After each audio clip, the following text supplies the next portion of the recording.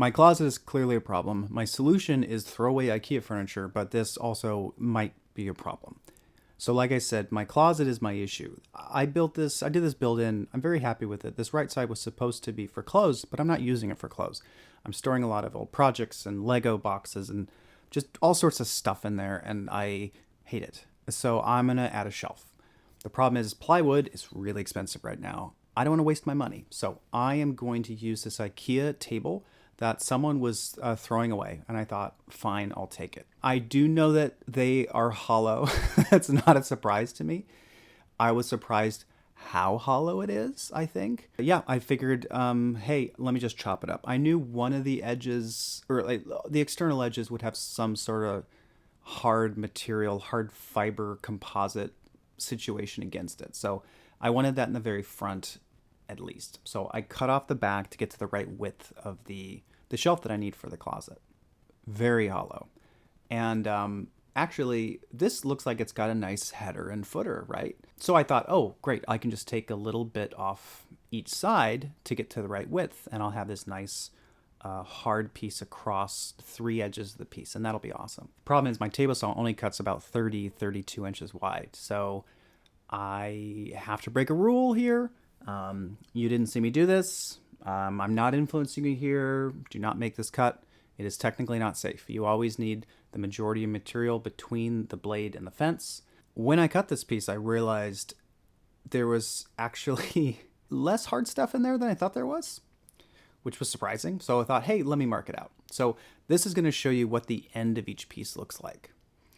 Granted, there's a little bit that I cut off already from the long edge. Anyway, this will show you kind of where the hard stuff is inside these tables. So I guess I could use a stud finder. That would have been smart, but anyway, I chopped it up. The whole idea was I wanted to spend about an hour on this, and I didn't want to spend any money. And luckily, all those things worked. So I chopped it to width using this very illegal cut. I also realized this offcut piece could be used as the supports to go into the wall for my shelf to rest on, and that way it'll all match. I'm also being able to use my laser level here. I always recommend a laser level. Not everyone has one. Most people don't really need one. If you don't have one, just use a normal level.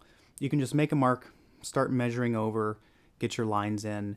It didn't save that much time, but it did save me having to mark up the walls. Because I did do this closet build up previously, I knew where the studs were. Frankly, though, my theory with these are always that I think of the screws or nails or brads kind of as like Velcro. Like if you have enough into the wood, because you're pushing straight down and you're not leveraging it out, it's going to be pretty strong, depending on what you're putting on it, obviously. So it snapped right in. I'm glad I didn't cut it any wider. I only had to cut once and not run back downstairs, which is my favorite. I did pin it in with a couple screws, even though it was in there pretty darn tight. And it worked fantastic. The supports, I did push back the same thickness as the top. Just visually, I think that looks a little nicer to not have those all the way out to the front of the shelf. The finished wood looks great. I didn't have to paint, didn't have to finish. There's no smell. I didn't waste a bunch of plywood. I know you can get these tables like for free anywhere. Like, and especially if you're near a college or something, people are just throwing these things away. So let's use them. And please give me a follow, guys. Thanks for watching.